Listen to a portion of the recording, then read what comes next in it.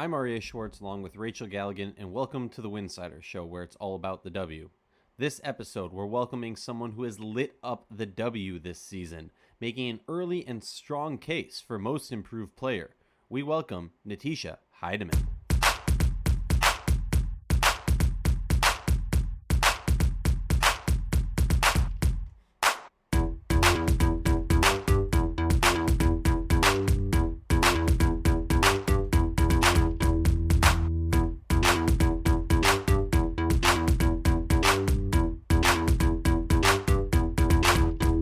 If you like our show, please consider joining our Patreon community, patreon.com/Winsidr. For less than a cup of coffee a month, you can directly show support for the hard work we're doing covering the W. And don't forget to see our amazing staff's written content at winsidr.com. That's winsidr.com.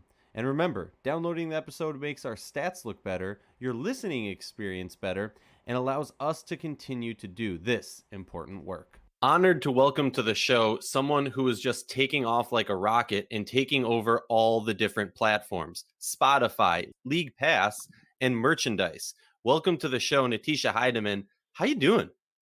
I'm doing well. Thanks for having me. Hey, we are so happy to have you. Even though I'm from Minneapolis and you're from Green Bay, Wisconsin, we got a little beef, but I can't stress enough how cool it is to see another Midwesterner, but somebody from Wisconsin make a WNBA team and really succeed. Green Bay is not really known as a basketball mecca. So if you could share with us how you fell in love with the game and just kind of your experiences growing up. Yeah, so just my older brother played basketball, so just being around him all the time really got me involved in the game. And then my parents did a really good job just keeping me involved with sports. So I feel like that's how my game had elevated and allowed me to be able to play in the WNBA. Well, I would never take on you and your brother with me and my brother and me and my sister, because you guys would mop the floor with us. But if I'm correct me if I'm wrong, but I do believe you and your brother were both in Israel this WNBA offseason playing.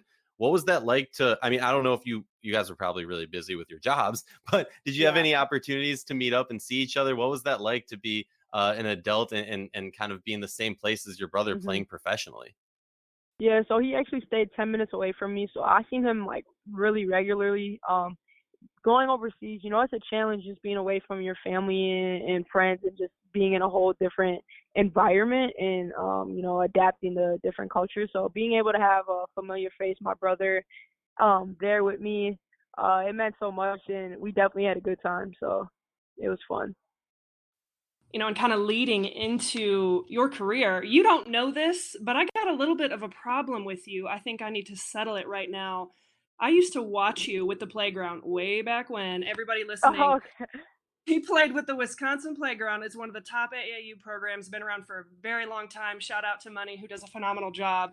But we recruited Playground nonstop. I bet I watched 300 of your AAU games and tried to recruit you, but clearly that didn't work out. So, along with everyone else in the country who was trying to get you on their roster, you obviously end up going to Marquette. You do a phenomenal job there. It was really fun to follow your career. What was it like playing for Carolyn Keeger at that time, who in many ways I think is a phenomenal up-and-coming head coach? Yeah, so Coach Keegs, she is one of the main reasons why I went to Marquette, the whole coaching staff, in fact. Just a really, really cool coaching staff, something unique compared to other schools that I visited. It's all business on the court, like really push you to be your best self on the court, and not only on the court, but off the court as well. But, when you're off the court, you just build that relationship. And even now that I'm no longer obviously at Marquette, graduated, and she's not at Marquette anymore, head coach at Penn State, we still have like such a good relationship, FaceTime at least once a week. It was just a really, really great experience, everything all around at Marquette.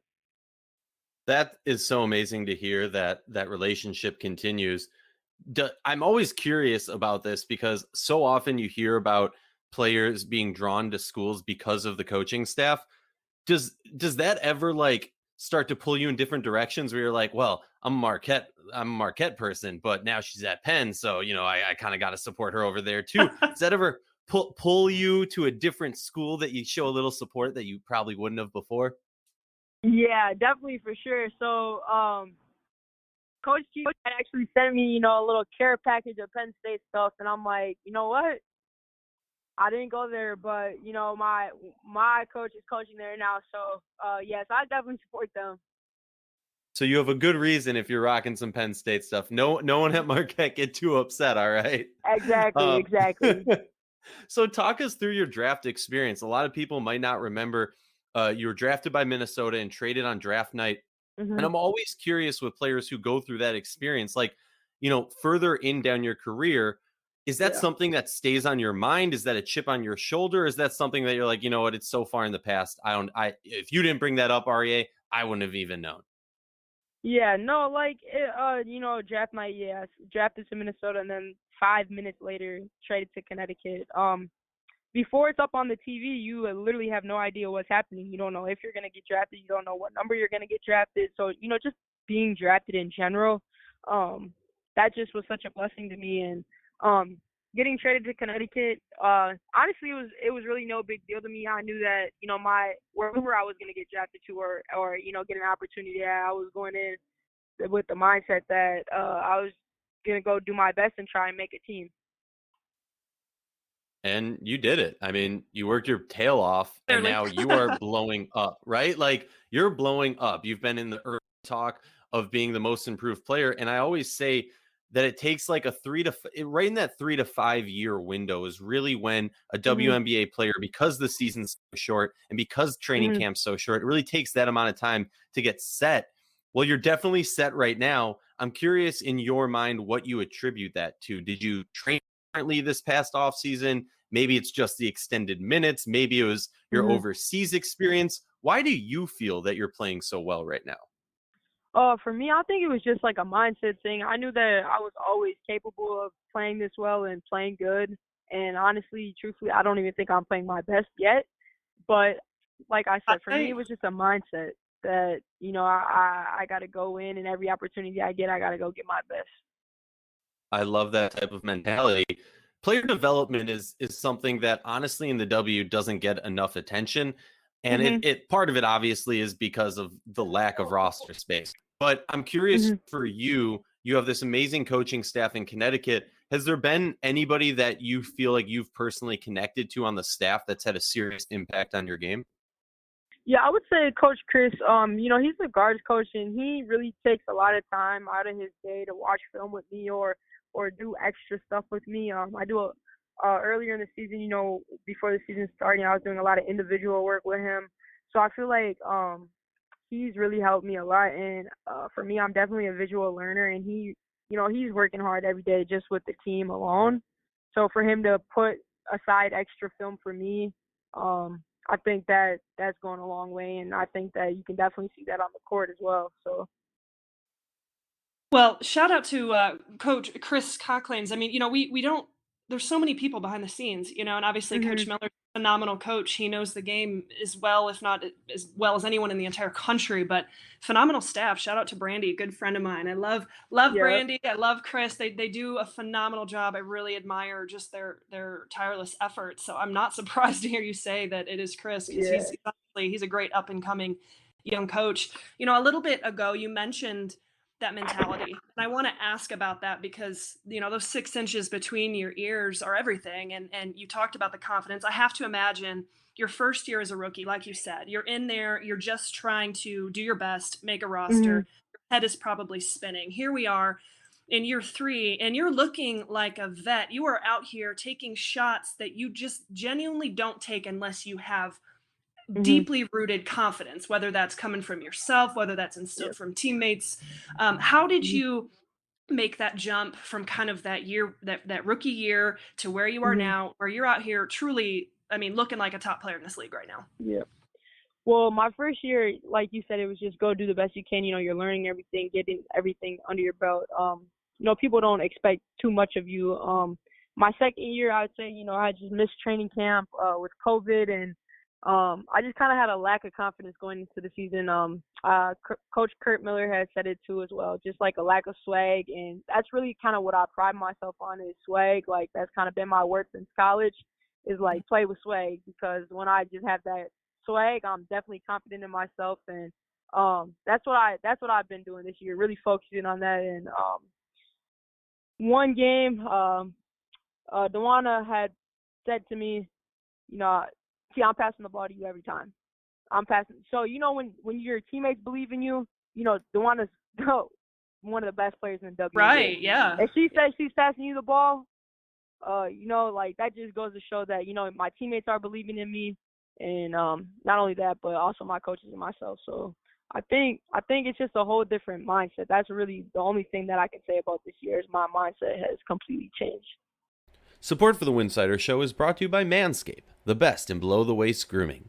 Manscaped offers precision-engineered tools for your personal space. Manscaped just launched their 4th-generation trimmer, the Lawnmower 4.0. You heard that right, 4.0. Join over 2 million men and women worldwide who have trusted Manscaped. With this exclusive offer, you can get 20% off and free worldwide shipping with the code WINSIDR20 at manscaped.com.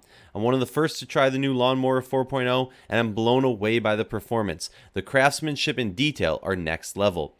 Manscaped engineered the ultimate body trimmer by focusing on intelligent, functional, and incredibly comfortable grooming experience. Their 4th-generation trimmer features a cutting-edge ceramic blade to reduce grooming accidents thanks to their advanced skin-safe technology. I now feel confident in safe shaving, and so will you. The Lawnmower 4.0 even allows you to customize your trim through additional guard lengths, sizes 1 through 4. And did I mention wireless charging? The new wireless charging system helps the battery length last longer. Get 20% off and free shipping with the code WINSIDR20 at manscaped.com. And trust me, you won't regret this. Well, I love your swag. It's enjoyable for the fans and for the media members watching. I personally think you have the best 3-point celly in the game right now, putting them to sleep. But your motor, I mean, you exhaust me. I'm training for a marathon, and you exhaust me when I watch you play. Where do you get the energy from? Like, are you just on the treadmill 24/7 during the like? What are you doing? Red Bulls? Like, what's your trick? How can I get your energy? Honestly, I think I was born with it because even when I was younger, my parents used to have to chase me around. I just never sat down, never wanted to be still. So I do get tired though. When you're working hard, you get a little bit tired, but you just gotta find a way to keep going. It's all the game. The game is only 40 minutes, 45 minutes if you go into overtime, 50 minutes if you go into double overtime. So it's gonna end. I guess I just see it that way. Just keep going until the buzzer sounds. I think it's phenomenal. Like, coaches love talking about motor all the time and like just the energy that you bring. They're different things, but to any young player out here listening right now, if you have aspirations of playing at the next level, whatever that might be, you need to study her game, Hiedeman's game, because the motor and the energy that she plays with on both ends of the floor, whether a shot is going in or not, is how you need to be out there playing, because that's what coaches are looking for. Okay, I'm going to get off my soapbox. I want to ask about this team. In general, I mean, it's been fascinating to watch for a few years now, the growth and the chemistry of this team. Obviously, the Sun have gone through a bit of adversity, whether it would be injuries and obviously the bubble was a ton of adversity. In your mind, what is it about this team that makes it so close? How are you guys able to? I mean, again, you're going to face adversity at some point this season. I mean, it's not going to be smooth sailing, I don't think, from here on out. But what is it about this team that makes you guys so close? Everybody's just competitors. We all want to win, and we understand that if we want to win, we have to do it together. So with that being said, I feel like every night when we go on the floor, you can see that we're together as a unit, and that's really why we're successful. And then our nights when we're unsuccessful, it's really we most of the time it's our togetherness. We weren't, completely together as a unit and trusting each other. So I think that is what makes us great, and what separates us from other teams is that we really pride ourselves on being a unit and playing together. Well, I'm actually curious, and I didn't even have this in the show notes, but hearing you talk about that, I'm curious if you can kind of take a step back and, last season's start for the Sun versus this season's start for the Sun. Obviously, the record is very different, and your positioning in the league is a little different. But I'm curious for you, like, I think it would almost be naive of me to say like, oh, well, you're hitting more shots, or oh, you're doing this. But like, Yeah. what when you look at that, like, what do you think when you look at what you guys went through last Mhm. season and what you're going through this season? Last season the team had made a few changes and had changed kind of drastically. I think we were still just getting to know each other, to be honest, as people on the court, our tendencies, and how we would play with each other, and that just took a little bit of time. But this year, playing together last year, we have such a good core group now, and even you know, added players this year. We really just gel, and I think that's really the difference from last year to this year, which is why our record 0-5 last year and compared to 5-0 this year. So I think that's really what it is. Sheesh. Well, next up, you have a tough little stretch where you're going to play the Liberty and the Storm, two top teams in the league currently in the standings. What do you think the key is going to be to walk out with that W? Um, it's really all about how we adjust in game. I think we always have such a great game plan going in, and if we execute that well, I think we'll be in good shape. All our coaches have such a great game plan for us. We just have to go out there and do it. So I think if we execute that, we'll be all right. Underrated. Your music is fire. I've been bumping it. I don't know if you're aware of this, but like in the Twitter world, WNBA followers hate how loud the commercials are on League Pass. So what I've gotten really good at is bumping your track right as the commercials come. And it's Mhm. energized me to not tweet negatively about League Pass. But I have two questions. That was a little mean. I shouldn't have said that. I have two questions for you. One, can we get Kurt Miller in one of your music videos? And Uh-huh. number two, where can people find your music so they can bump your tracks like me?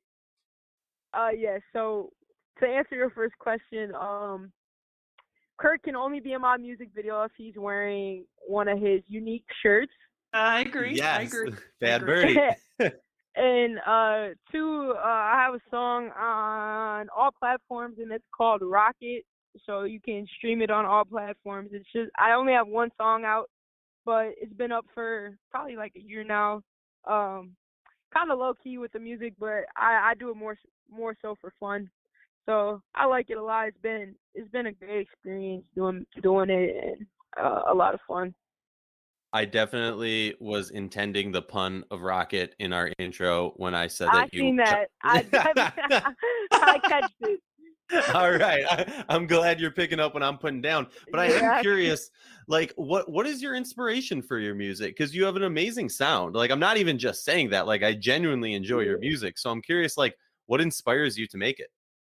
I used to write a lot when I was younger, like poems and poetry and stuff, and I think that it was just kind of a way for me to express myself. So when I was in college, one of my teammates did music, and then she kind of introduced me to like that side of it. So I took my writing and I kind of turned it into music, and then I just did little stuff from there. And well, and then on top of this, we got to talk about your clothing line, which I think Yeah. is phenomenal. I mean, I couldn't love this anymore. Can you talk about how this came to be, and then Yeah. also like where can people go to shop the line?